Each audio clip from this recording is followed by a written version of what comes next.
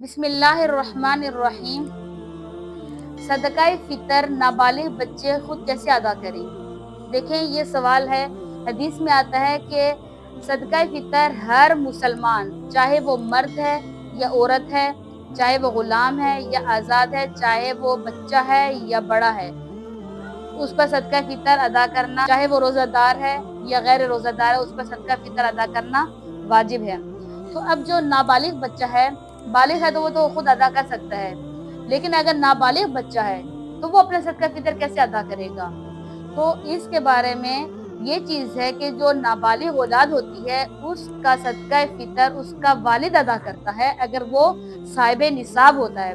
अगर वालिद साहिब निसाब है तो वो अपना भी सदका फितर अदा करेगा और अपनी औलाद जो नाबालिग है उसकी तरफ से भी सदका फितर अदा करेगा।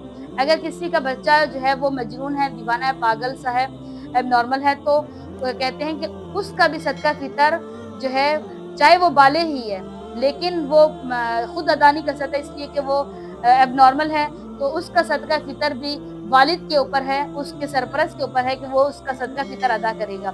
लेकिन अगर बच्चा ही इतना मालदार है, बाज़ औक़ात बच्चे जो है ना पैदा होते हैं उनको काफ़ी जो है ना हदिया तोहफ़े वग़ैरह मिलते हैं और वो कीमत उनकी बहुत ज़्यादा होती है, या फिर वो बचपन से ऐसे मालदार होते हैं, तो अगर वालिद उनके पैसों से ही सदका फितर अदा करता है तो वो अदा कर सकते हैं, और अगर वालिद करना चाहे तो वालिद भी कर सकता है।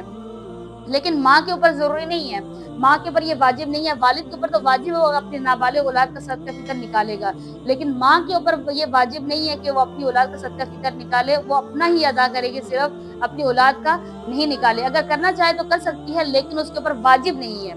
इसी तरह एक और सवाल ये भी आता है कि क्या शोहर के ऊपर ये ज़रूरी है कि वो अपनी बीवी का भी सदका फितर निकाले?